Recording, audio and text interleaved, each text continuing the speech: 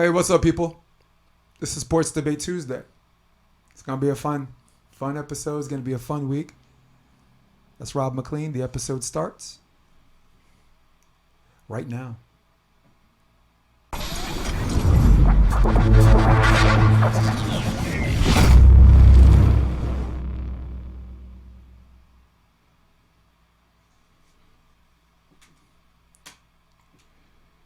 Got to get you right there.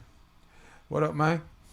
How's it happening in studio? Yes, in studio. There's something that feels good about this, dude. There's something that feels like mad organic about this, and I'm glad to have you in with your skull cap.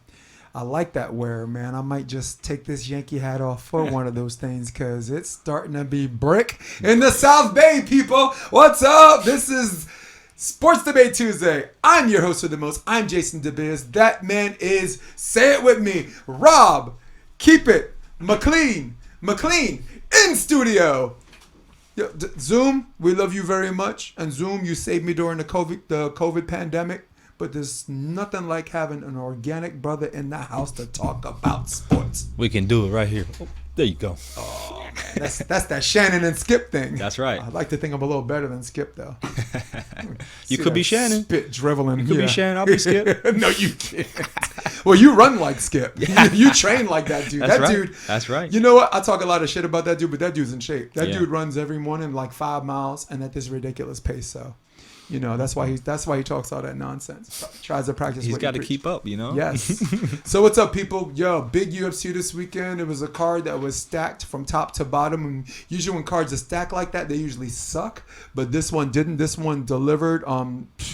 Ridiculously, right? We got quick question. We don't have it to shame and not to shame, but I'm going to definitely repair that at the end before we go because I want to talk about people who talk about gladiators in the arena, okay?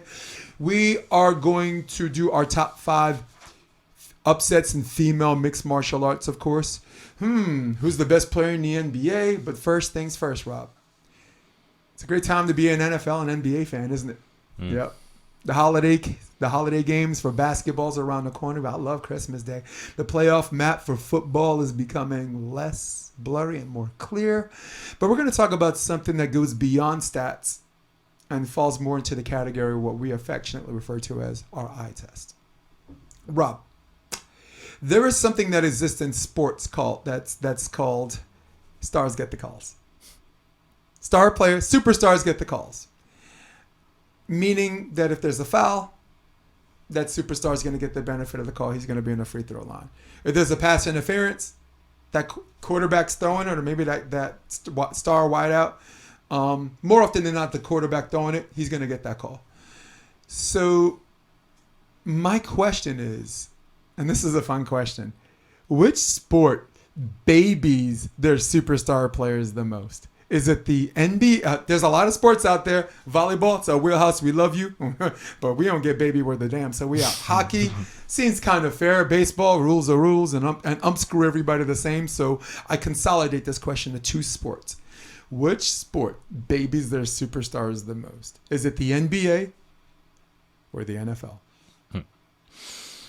Yeah, for me, the NBA, absolutely. And I have to give them credit because they actually made it better this year. They took a lot of those ticky-tack fouls out. They made it all about basketball motion, and honestly, the game is flowing so much better.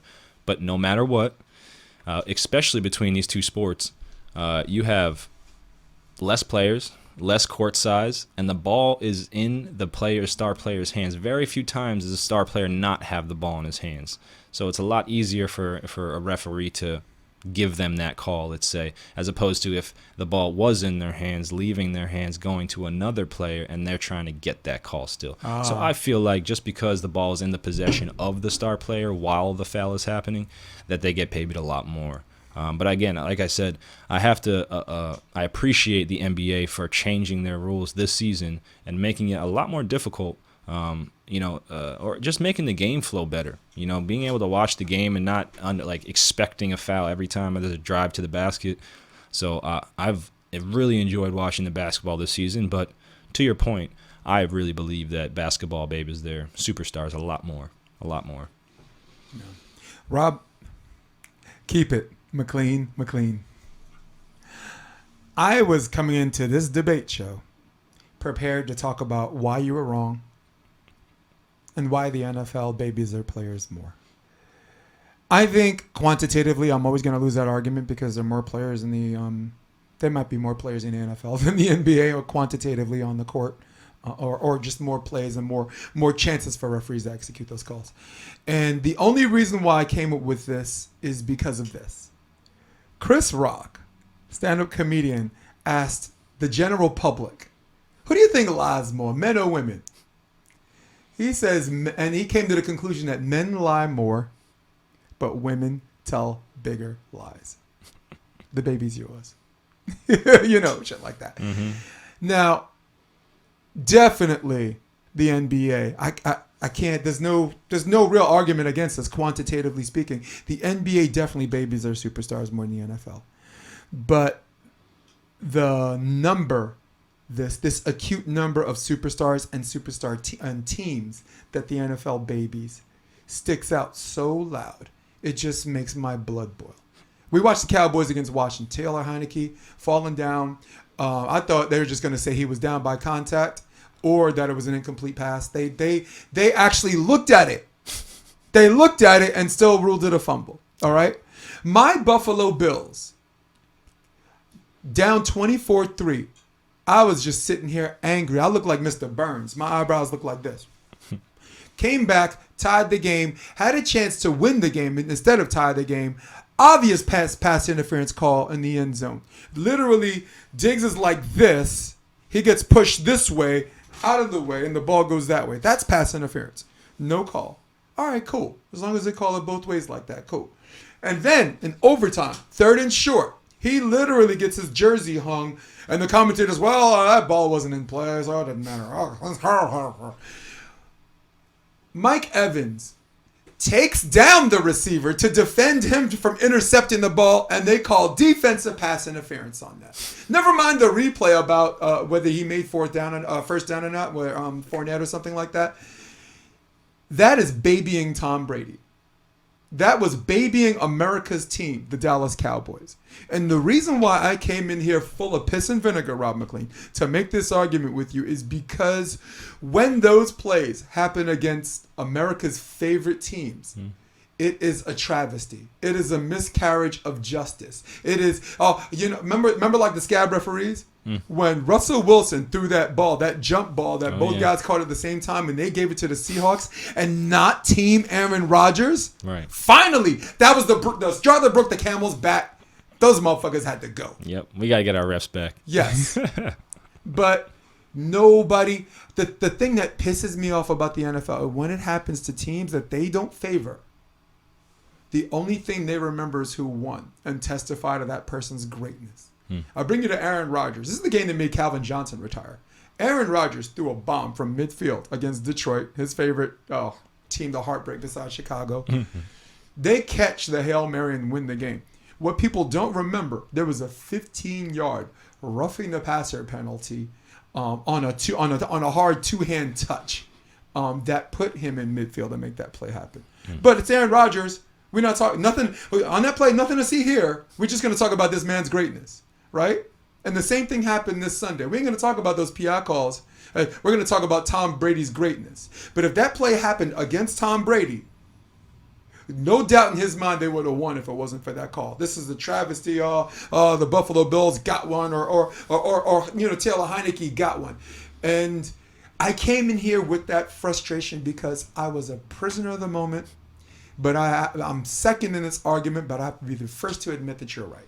That you win the argument on this one. Well, I'd say this: if you would have tailored it, the question even to be, do superstar teams, do certain teams in the NFL? Because I think it's hard to break down players in NFL as it is a lot easier in the NBA. But I think you might have had me there.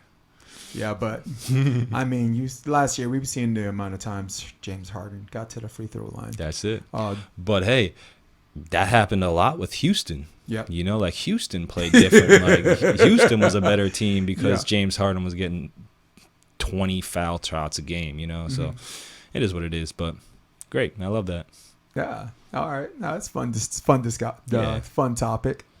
I'm glad we're doing this live right now, and thank you guys for sharing. We already got like 3 shares. I'm happy to see that. because we usually do tape delay on Sports Debate Tuesday. So let's go to topic 2. We're going to revisit the NFL because we still have our pick 6. And anyone out there who wants to challenge our pick 6, you have between now and Thursday to do it. But let's wait till they come up. Miranda will probably be back in, and she can edit in and stencil in on our live podcast. You know, just have the names left up there on the screen and this and that. But, Sure. But for now, let's go to topic number 2. Our other favorite sport, the UFC. The UFC 269 was a blast. Crazy. On a card that was so stacked, a card that got $8 million from the gate during a pandemic, a card that delivered quality-wise so much the UFC president Dana White awarded 8 performance bonuses. Fight of the night got Dominic Cruz and Munoz, just as worthy as any other fight, and I get that for all 3 rounds. But 8 performance bonuses. Usually you just get 4, and sometimes he's so pissed off he don't want to give out none. You know, it's like, if I got to here's 50G. But big up to Dana White for giving some of that money back. You get $8 million from the gate, pay your people. Because I hate to see fighters out there having these GoFundMe projects where this dude's blowing $7 million in a casino. Yeah. Okay. That's a whole nother thing because I ain't Dana hating today. I'm Dana loving. 8 performance bonuses, dude. So, yeah, there's an infinite amount of things to talk about here. But for us, let's see if we can consolidate it. Let's see if we can be more acute with this, and let's take this down to 2 fights. 2 fights that grabbed our eye. All of them grabbed our eye, but you and I think we were comfortable picking this. First, congratulations, Juliana Pena. All right? Crazy. Love that. That's amazing. Congrats to Sean O'Malley, who continues to market himself and paint his hair and talk the right crap to the right people at the right time. And when it's time to deliver, very much like fighters who talk crap and back it up, he's on a good path. So the question is twofold. Let's start with the first one. Who's next for these 2 fighters, these 2 winners? Who should they be, and who do you think it's going to be? Let's start with Shane O'Malley. Sean O'Malley? Did I just say Shane? Sugar Sean. Sean O'Malley. Yeah. Yeah. So let's look at the rankings. I think Sean. He's definitely going to be ranked now. You know, 12th, 11th, 15th, something. And I think he's got to fight somebody who either just lost or, again, I don't like to say picking your fights, but in order to work up the rankings, in order to work up 15 people in front of you who have the ability to pick their fights and to get further along that route, you got to pick the right fights. So I have a couple of ideas as opposed to I think that the UFC is going to challenge him to fight somebody who can take him down and take him to the ground, as Marlon Vera did when he hurt him. But I still don't believe that was a true testament to if he can stay off the ground or not. So I think Marlon Morales would be a fantastic matchup. I think he's a real gatekeeper at the weight division now. I would like maybe if he really wants to step up in that weight class, Pedro Munoz, who just lost to a tough fight to Dominic Cruz. But I think that's a great matchup for him, and they both want to kind of stand up and have a firefight. That's even though Munoz got a good ground game. Great game. That's what I mean. You know, they're going to challenge him. You know, Marlon Morales loves to stand up and fight, but he also has a great ground game. And then my other guy was Sunsao. You know, I want to see. Rafael, yeah. You know, he's got a really good ground game, but again, he likes to stand up and trade. So I think those are fantastic matchups for Sean O'Malley, as well as good challenging. A good challenge to move up in the rankings with. So that would be my 3 picks for Sean. Yeah. Well, my pick, I have 1 or 2 good picks too. But first things first, what I want to do is go to this list and say these top 5 are out, and including Marab, who was part of Team Sarah Longo, who's just murdering it right now. So let's go 7 to 15, because I'm not. He ain't sniffing the top 6 because right now all of them won, you know, and all of them are like, nah, you know, it's not worth the payday. Cody Garbrandt just lost at 125. No. Pedro Munoz, I like that match. Dominic Cruz is my pick. Dominic Cruz is my pick because as far as like mic skills and having verbal warfare and selling the fight is concerned, he's the only fighter I know I see on this list right now that actually won. and would probably still take that fight. You know what I'm saying? Because to Dominic Cruz, that's an easy fight for him. Sure. It's easy work. And for O'Malley, it is the opportunity and break he's been looking for if he can catch Dominic Cruz. Because Dominic Cruz can get caught, but the dude's hard-headed. He's almost impossible to knock out. Remember when Cody Garbrandt fought him for the belt? Oh, yeah. And Cody had power in both hands and was just starching people. But Cody's issue was he was trying to beat him up for 3 rounds, for 5 rounds, and he should have just finished the fight. You know, so that was his issue, and that's his mistake. But yeah, I think that's a fantastic matchup. I love that one. Cody Stamann, he ain't gonna fight. Cody Stamann's full of piss and vinegar, and you talk crap to that guy, it's not gonna distract him from fight and make him fight worse. That's only gonna make him fight better. He's one of those guys.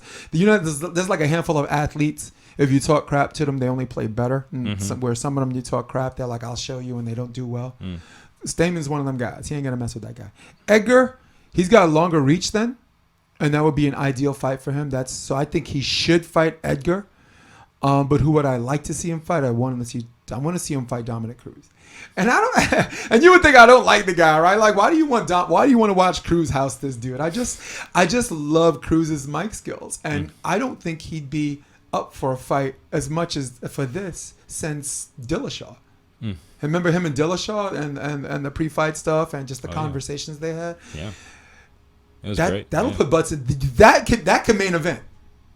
I mean, even that could maybe not a pay-per-view. That could main event a house show. Even that's what I was saying. I was literally about to say you got like a ESPN free fight night thing. That would be a perfect fight, because then you could probably get a nice intake from that. Get some sponsors. Yeah, that's great picks. I mean, Dominic Cruz would be perfect matchup, and then I think that's. I'd love to see. I can't wait to see what's gonna happen next for him, because that's gonna be a fun fight no matter what. No matter. So now let's move on to Juliana Pena.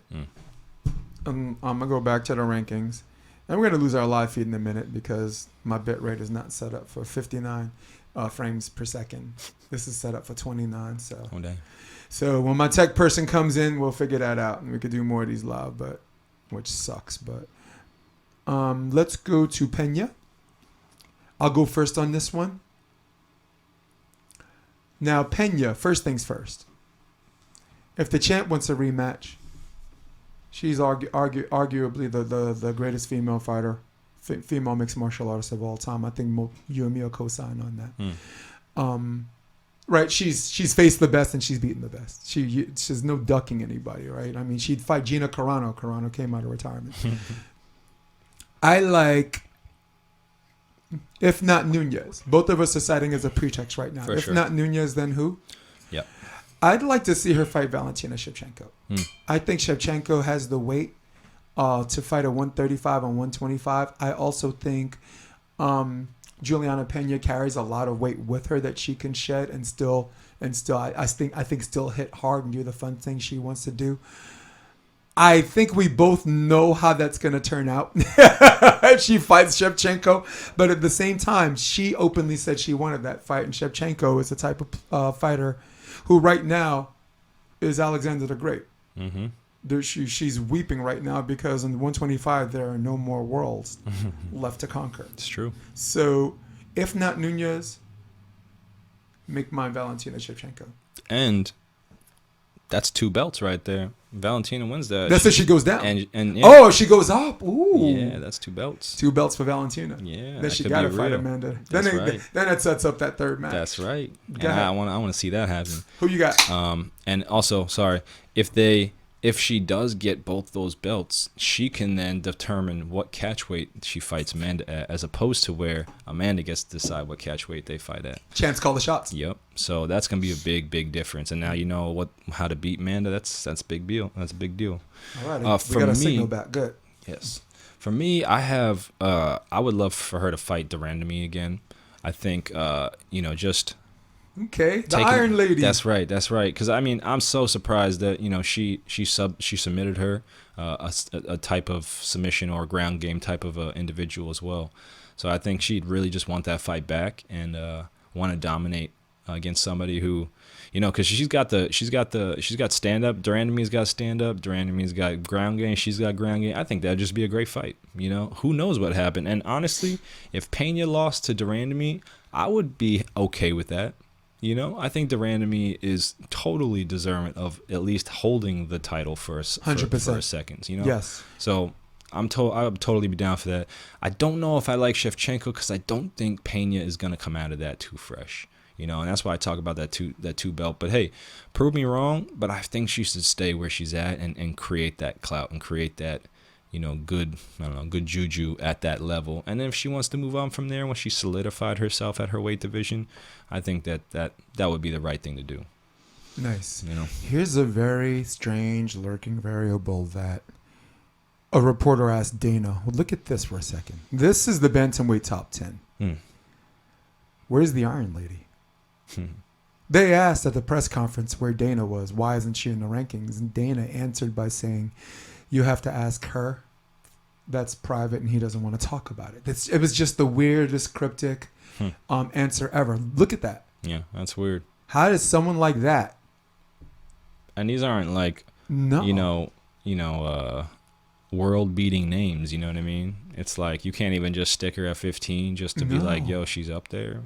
What was her last fight? Was her last fight against the champ at 145? Yeah. I mean, that's the last one I remember. That's the last one I remember. That's a very bizarre thing, right? It is. Let's go Jermaine. Let's look it up. Let's look it up right now. But I like Jermaine Durandamy for that. I like that she can make different weight classes. That fight, we both know what have to happen in 135, and the UFC's not into non-title matches, right? That would have to happen for the belt. Yeah. So, which means that it's important for us to look at what happened with the rankings and where her last fights were. So her last win was against Julia Pena, and that was 2020. That was a year ago. So maybe inactivity. She hasn't fought in a year. I don't know. I mean, Dana usually she's beating everybody. Look at this list, dude. I know. Right there. She's beating. Dana's I'm gonna blow all it about up. the fighters, so I don't know why she would not want to fight. That's Aspen Ladd gone. That's crazy. Holly Holm, the Iron Lady. Okay. All right. Well, that's a question. I guess we're gonna find out as the title picture situation unfolds with all of these people. Okay, so that's cool. So for now, we're gonna do our NFL. We're gonna do our NFL pick six. I saved that to topic 3 instead of topic 2. So pretty good week. We didn't have a competitor last week, so we're just gonna call our wins and losses a wash. So unfortunate. It is unfortunate. I think you're like 5-1 or something. It's okay. Yeah. Look, I did the right thing.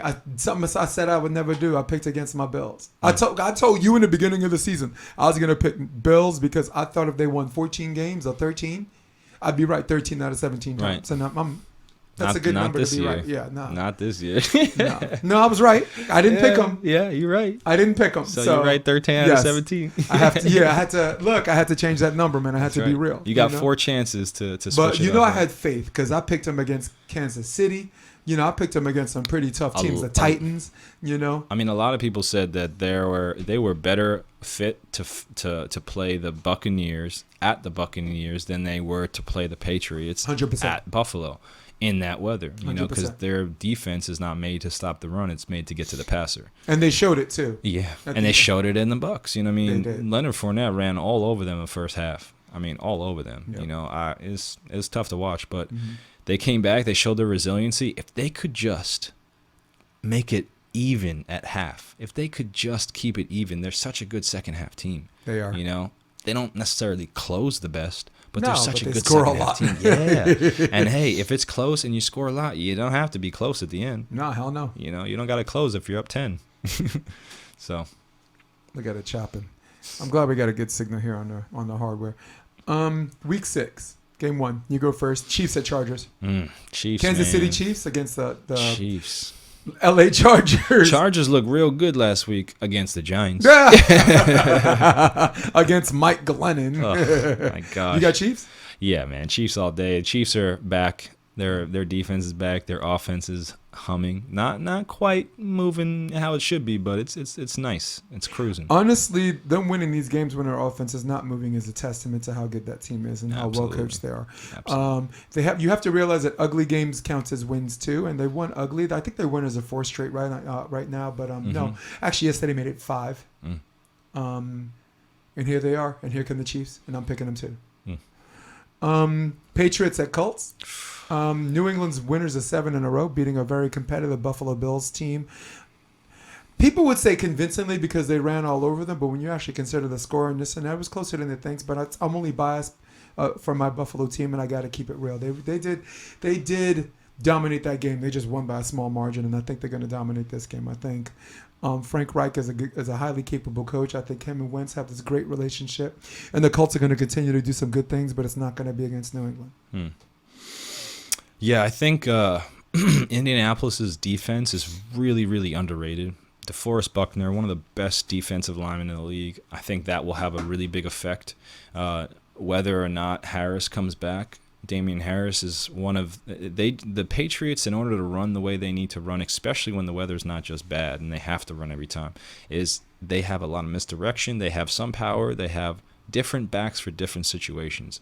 Now, they lost their back last week from a hamstring. I don't know if he's going to be 100% this week, but that kind of changes their aspect on offense of how they can attack the defense in front of them. So I think it's going to be a little bit more on Mac Jones this week, and we're going to see if Mac Jones can shoulder the load with a little bit of a run game. But if he can shoulder the load and beat a very good defensive Colts team, and a good running team, and a really good running team. Jonathan Taylor, one of the best backs in the league. I got him on fantasy. No doubt. I got him on fantasy. And that's how you beat another team is by beating a team that's just like you. You do the same thing they want to do. You run it down their throat. And the Patriots, they could get run on.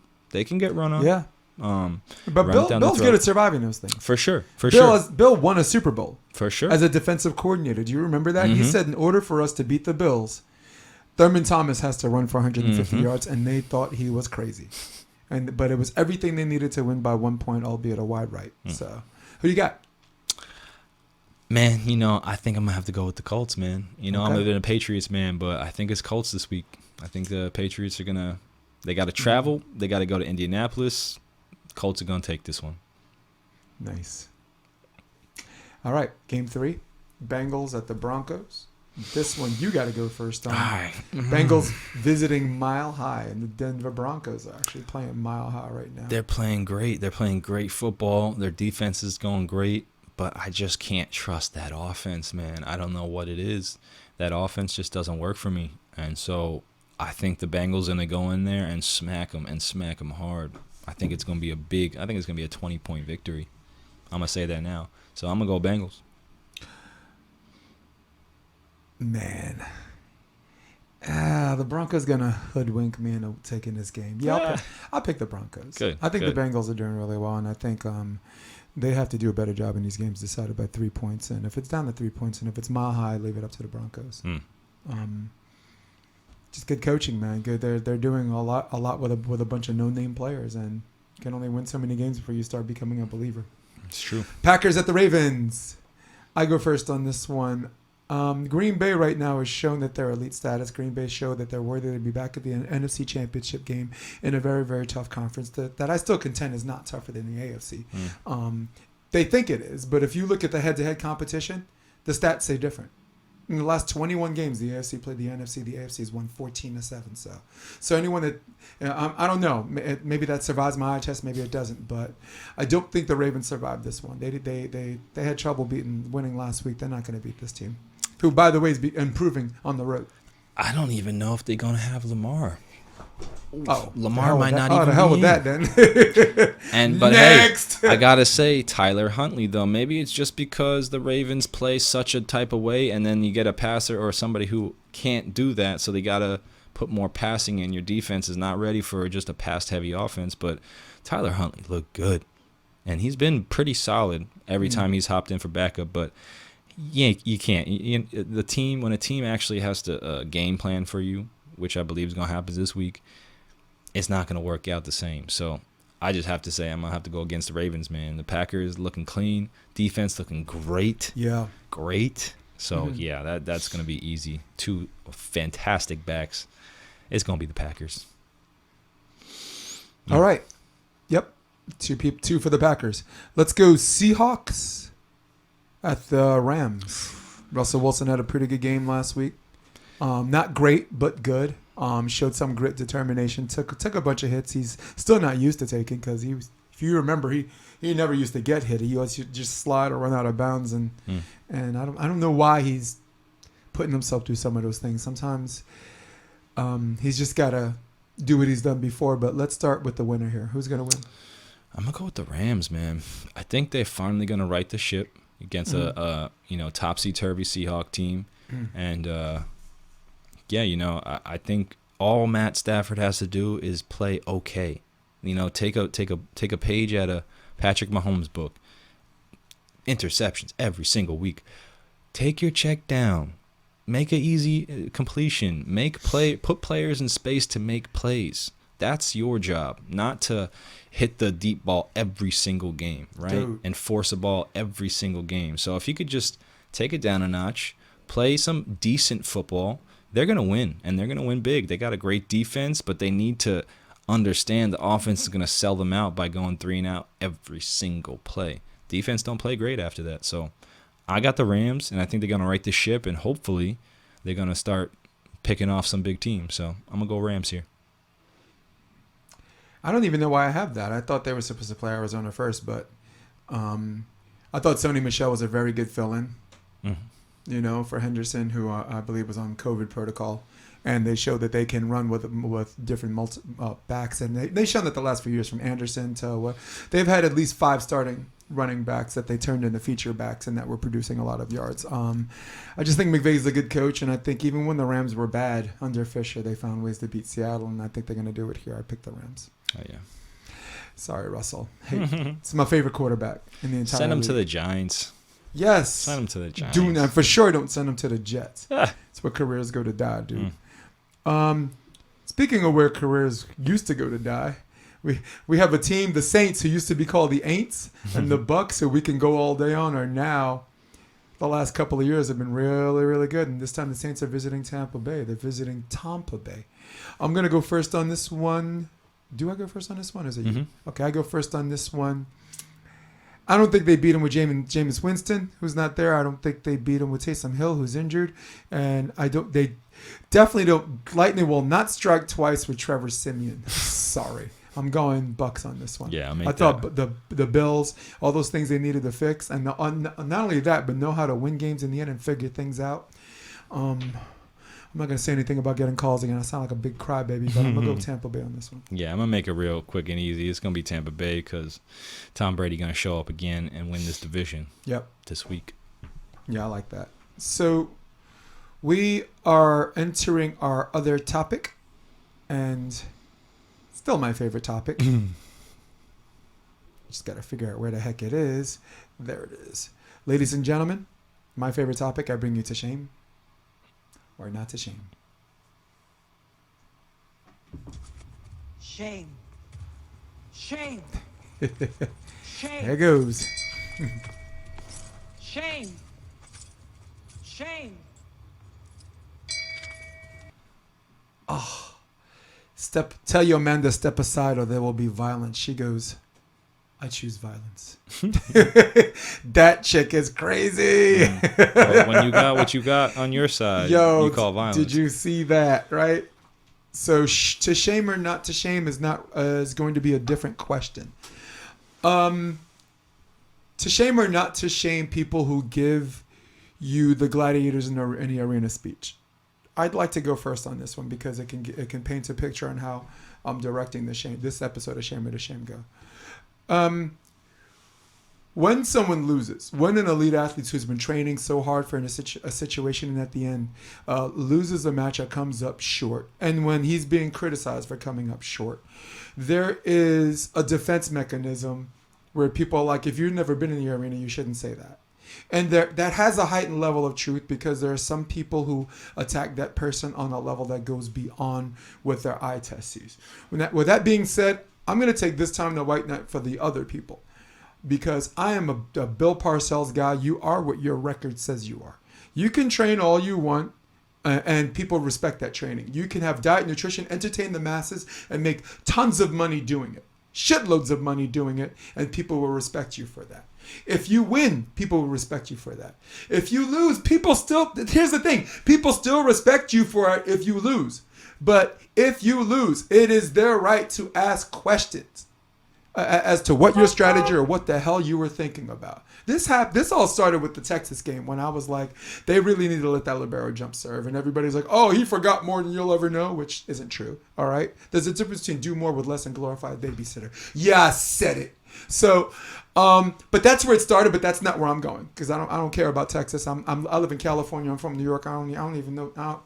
I've been to Lubbock, okay? That's where people go to die. I don't care about Texas. I don't care about University of Texas. I care about people creating a healthy balance between not being too harsh in their criticism to people who busted their ass to win or lose a game versus people who are just being idiots. Like, oh, I knew you'd lose or whatever. And it's easy for someone to say that on their couch. So we hate that kind of person too. So before I give you a minute, which I went over, do you understand where I'm coming from on this one? And I'm giving you 60 seconds to say what you got to say on this one. And the floor is yours. And I'll even say it to this. The Buffalo Bills had a reporter ask them, were they embarrassed about losing a football game where everybody in the entire stands knew that they were going to run the ball because you can't even throw the ball? Were they embarrassed? You're allowed to ask questions. Now, could you frame it better? Sure.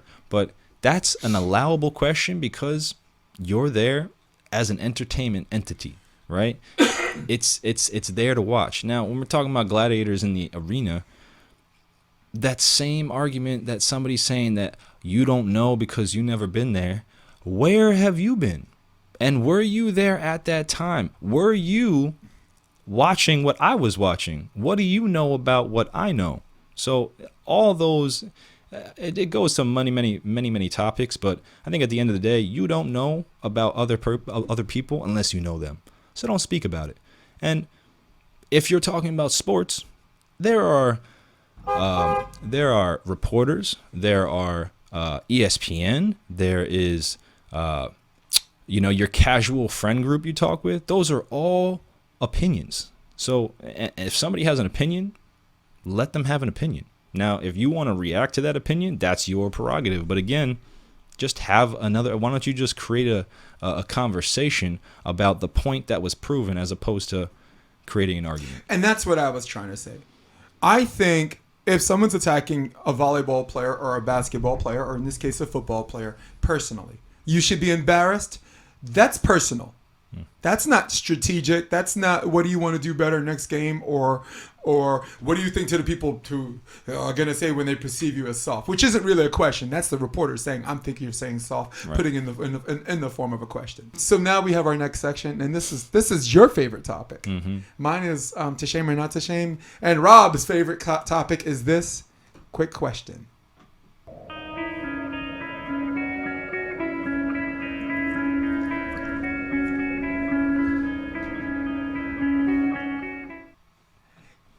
That's cool. Loving it. Yeah, man, we keeping that one. Rob, quick question. How many fights do you think Nunez will have before she retires? It kind of caught me off guard, but I definitely thought of the retirement question when she was fighting. I'd say 5. And that's a big number, but I say 5. You say 5? I say 5. Gotta turn my camera back on. Sorry, I'm turning my camera back on. I would say 3. I would say she's made a pile of money. I think Modelo's given her residuals. I think champ money, sponsorship money has put some of these fighters where they know CTE is a real thing, and she got her face punched in and brains beat out a little bit. And some of these fighters will probably retire a lot early if they got paid more. And she's at that cuff. So you say 5, I say 3. Sorry, so much for a quick question. Quick question: does Nunez deserve an immediate rematch? Does she deserve it? Absolutely. Yes. Will she get it? That's a different question. For me, yes. Quick question here, maybe not so quick. Is Durant the best player in the NBA? Yes or no? Yeah, Right I'm gonna now. have to say yes, especially right now, but also only because he shows up when it matters, Yep. right? For me, get ready. I think it's Greek Freak. I think he's the best player in the NBA today, and you think it's Kevin Durant. Yeah. Like, as to the category of best player in the NBA today. Two good picks. Quick question: will the Jags have a winning season next year? No. That's a no. Next, will the Giants? Honestly, I think they will. Now, listen to me. You can't laugh at the Jags and not laugh at the Giants. No. They have 2 top 10 draft picks this year. They keep their team together. They draft another quarterback and they draft an offensive lineman. They're in business. So let me tell you that. They got a great defense and they have a solid offense. They just need a quarterback. And Daniel Jones got hurt.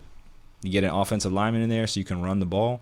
That team's going to be dangerous. I'm just telling you. Now, we're talking about a winning season. Giants are known as 9-7. So that's a good Giants team, 9-7. 100%. Yeah. Or 9-7 and Or or 9-8, right? There's like 9-8 or 10-7. Does Pena go after the 145 belt? Does she? I think in time, if she can solidify herself at her current weight division. But I think she should, again, fight a couple more times, solidify herself down there so that if she goes up there, it's not going to hurt her stock. You know what I mean? It's not going to hurt her stock in her division. If she loses to Shevchenko right away, people are coming to gun after her, right? She just beat Nunez. Everybody's like, hold on, let me recalibrate and see what this girl's about. You know what I'm saying? I say no because she doesn't strike me as the type of person that spends a lot of sauna time to cut weight in the first place. If I had to be a guessing man, she probably walks around 150. You know what I'm saying? So 145, a lot of those fighters come in as big as her. But with that being said, there are the best fighters are not the ones at 145 and stay there, right? They're Jermaine Durandamine, who are interchangeable. They're Amanda Nunez, who are interchangeable. Or Holly Holm, who's interchangeable. Misha Tate could probably do that if she wants to. So right now I say no because it seems like it's easier for her to cut to 135 than everybody else. You know what I'm saying? It's kind of a Ronda Rousey thing. Like, why would she? Right. You know what I'm saying? Right. That's why I say no, but Ronda, by the way, was 145 her first 6 fights before she made the complete move to 135. So that's just an interesting fact. As far as facts go, I might stretch that because I don't know if it was 6 fights. I think it might have been 5. All right, so that's the end of the quick question. But before we go, we usually have a tribute moment to someone, but I will say R.I.P. Demaryius Thomas, Super Bowl winner. One of those things that just caught everybody by surprise. serious. Untimely death, passed away at the very young age of 33 years old. That just makes you think how finite life is, you know, I heard he had seizure issues Yeah. for most of his life. So should have had CDBO, man. Yeah, that's crazy, man. That's crazy. I mean, the NFL, right? Doesn't let you use cannabis, right? But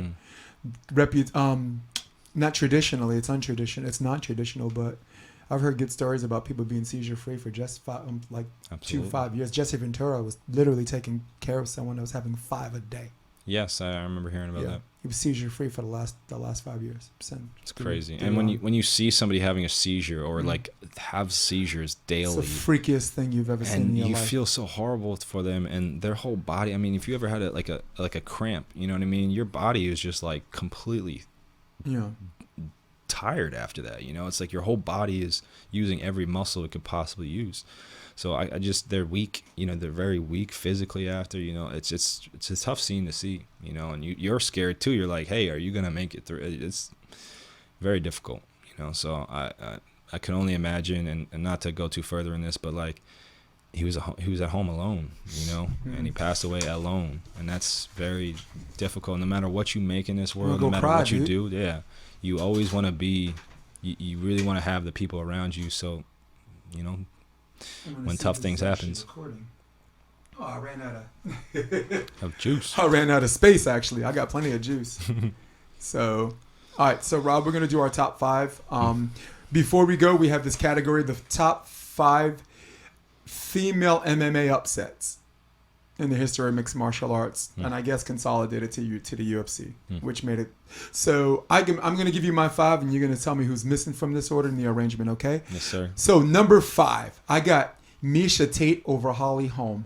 Holly Holm just recently knocked out Ronda Rousey, seemed unstoppable, remained undefeated, and was up 3-1 like everyone thought she would be, boxing Miesha Tate's ears off. But something happened in the third round when she took her down, where it looked like, wow, if that happens again, Miesha could win.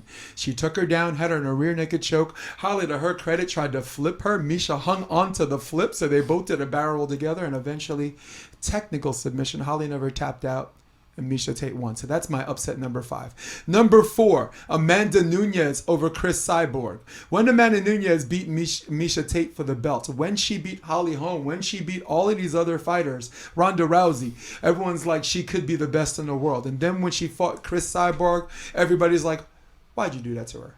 Why are you doing that to her? And what did she do? Not only did she stand fisticuffs in the middle of the cage with her, she knocked her out via faceplant. That is my upset number 4. Number 3, which goes to Holly Holm over Ronda Rousey. Holly Holm was 8-0. Mixed martial arts, but was a professional boxer before it. Everybody, when they fed her to Ronda Rousey, everyone was saying it is too soon. This girl's still trying to learn her game. She just recently had a split decision, which a lot of people thought she lost. And because someone's has to go, you want to feed the poor preacher's daughter to Ronda Rousey, a plus 1100 underdog? Ask us what we won, Johnny. A kick to the head, a new champion. And Ronda Rousey's career basically was the beginning of the end. Yeah. That's upset number 3. Upset number 2 just happened over this weekend. Juliana Pena over Amanda Nunes. It was such a foregone conclusion. Amanda Nunes is going to win this. When we were doing our pick 6, we said, next. You know what? This Diet Pepsi in my hand is to wash down the crow. I had to eat the entire weekend and included this morning. Congratulations to Juliana Pena. You make my top 2 upsets, which leads me to number 1. I'm a prisoner of the moment, and I wanted to do the previous for number 1, but you really can't help it. Thug Rose. Rose Namajunas upset Joanna Jędrzejczyk at Madison Square Garden in the biggest stage with the biggest pressure of a girl who was kind of what many would call a journey person. It was kind of win some, lose some. She put a streak together. She beat the Dancing with the Stars chick, right? She beat Michelle Waterson. That's not an easy out because Michelle's always down for a scrap. Yeah. And then boom, here she is in this title match against a woman who didn't even look like she was losing rounds. KO in the first round. Thug Rose. That's my number 1. Rob. Yeah, I mean, honestly, how we doing with my list? That's great. Who's missing and what order should it be? I mean, I wouldn't really change much. I would probably put Tate over Holm in the 3rd spot and drop Rousey over Holm down to number 5. And then I might even switch that out with Thug Rose with Wei Lee, because that fight was that little to the chin. I mean, that was the cleanest little kick I've seen. And Wei Lee, honestly, she didn't even get knocked out from that. Like, she had to still put her down after she kicked her in the face. Agreed. Yeah, it wasn't just a clean out. Yeah, so that's Wei why Lee I'm like, still contends that she didn't, get finished. But right. Go ahead. But that's what I mean is, like, when you look at that fight, I think it felt just like Thug Rose over Joanna, where they're like, this girl, she could win, but she doesn't have a chance, And so that's why I got to put that up there. But yeah, I love that list, every one of them. So I'd only probably change 3 to 5 and then maybe put Wei Lee instead. 3 to 5. And Wei Lee, where would you put Wei Lee? Probably over the Holm Rousey, because you say that that's the end of Rousey. I believe the end of Rousey was a lot earlier than that. When she went with that coach, that was the demise of her career, because she armbarred every single person to get to the position she was at. And then fell in love with her hands. And then, no, her coach told her that she has great hands, that she needs to fight standing up, which is okay. You need to do that, but you shouldn't go away from your game. Mm-hmm. You are the best. She still is probably the best, and she probably still has the stats to say it, the best armbar finisher of all time, whether it's guys or girls. I mean, she would get that arm, and then within a second, the fight was over. So, yeah, I'd have to say, just because of the way that Rousey fought, it was a foregone conclusion that I feel like Holly Holm was going to beat her, because Rousey was never going to knock out Holm, never going to outpoint Holm. No, never. Holmes is tough to knock out. Only Amanda's done that. That's what I'm saying. So, like, if she's not going to the ground, What are you doing? Yeah. So that's where I'm saying it's not even. I think that Thug Rose technically beating Wei Lee, And she was a challenger, Wei Lee the champion. After Wei Lee just did what she did to Joanna, I think and isn't that's it? And doesn't this go back to our Gladiators in the Arena criticism? true. If he's a real coach, okay, I might not think so. We have our critiques of him or whatever, but us as fans, as MMA purists, and this is Never not our been in a wheelhouse. gym. Volleyball's our wheelhouse.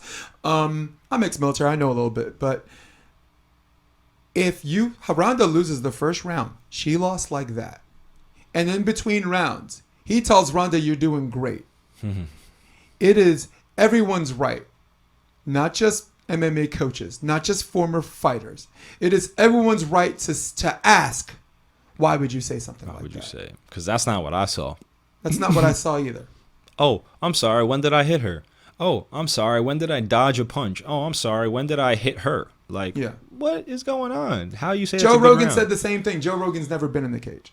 Joe Rogan's he's a Taekwondo expert and he knows MMA and he's a commentator. Absolutely. But even that's an example of. But No, but to experience-wise- me, that's an example of someone who's not a coach with a win-loss record. Right. He's not a gladiator in the arena.